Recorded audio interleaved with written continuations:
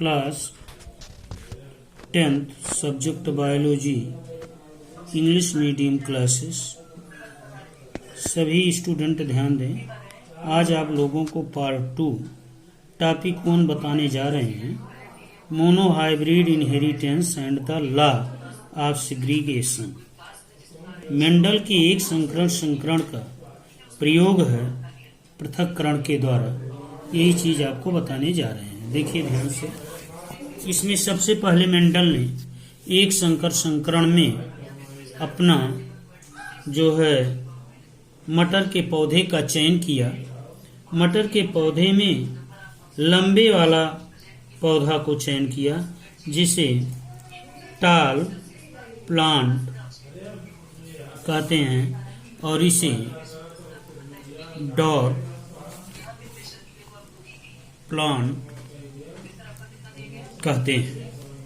बौना पौधा तथा लंबा पौधा दोनों के बीच क्रॉस कराया गया, जिसे क्रॉस बोलते हैं। क्रॉस कराया गया। ये आपके पेरेंट दिखाए जा रहे हैं। यहाँ से ये जाइगोट निकलते हैं, ये आपके हैं जाइगोट, जिसे हम क्या कहते हैं, युग्मक कहते हैं। जब दोनों के बीच क्रॉस कराया गया तो F1 जनरेशन में देखा गया, F1 जनरेशन प्रथम पीढ़ी में देखा गया, सभी पौधे कैसे प्राप्त हुए, लंबे प्राप्त हुए एवं संक्रमित। All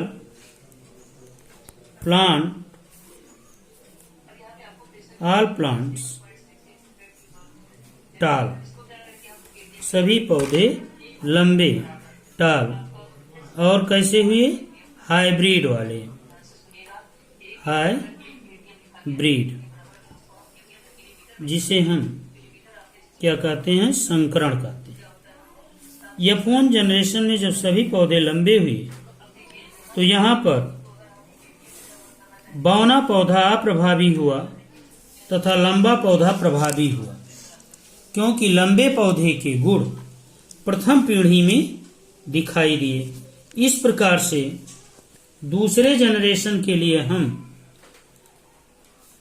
capital T small T के बीच फिर पुनः क्रॉस कराए। जो ये F1 जनरेशन था, F1 जनरेशन, इसके बीच जब क्रॉस कराया गया तो देखा गया कुछ पौधे प्योर लंबे हुए, कुछ पौधे प्योर टाल, कुछ पौधे हाइब्रिड वाले हुए संक्रमित, कुछ पौधे pure dark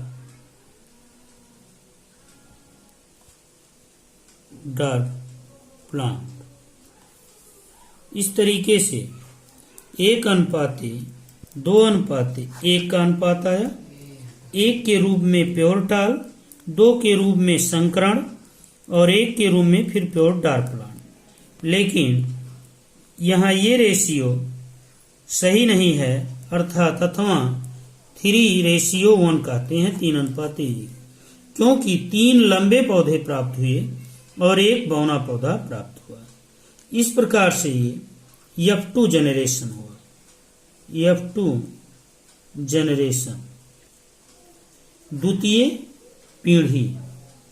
The cross of tall plant of F1 generation produced tall the dwarf plant in the ratio 3:1। यही इसका क्या आया, रिजल्ट आया। इसमें आप लोग जो है प्लांट बना लेंगे, बड़े पौधे को बनाएंगे और छोटे पौधे को बनाएंगे।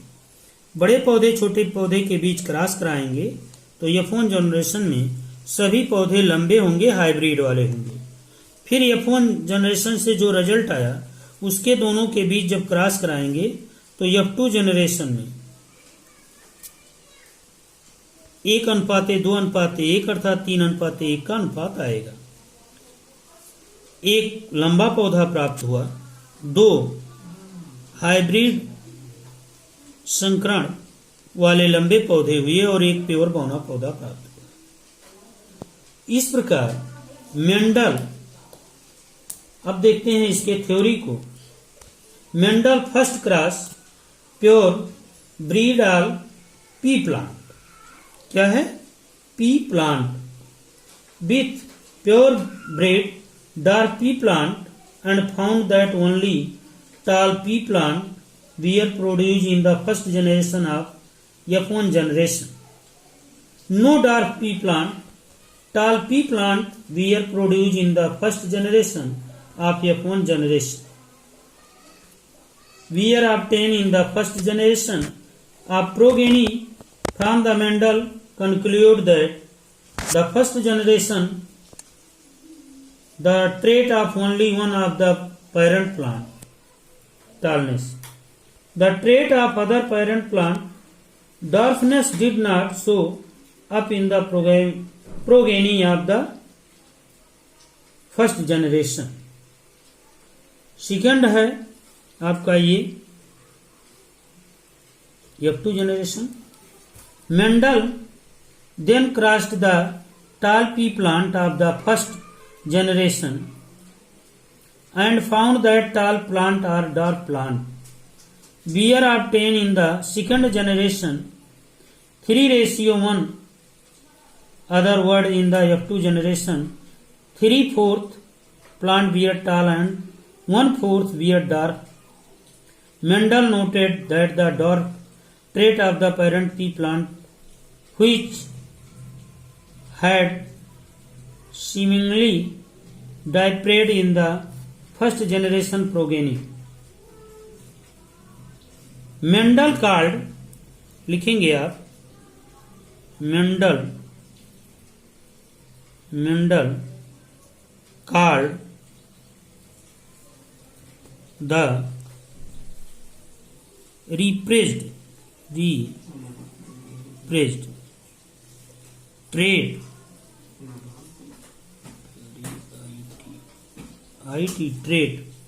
of darkness as receive a trait and the expressed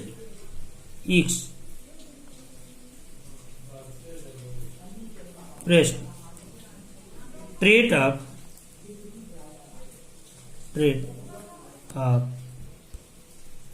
tallness has the dominant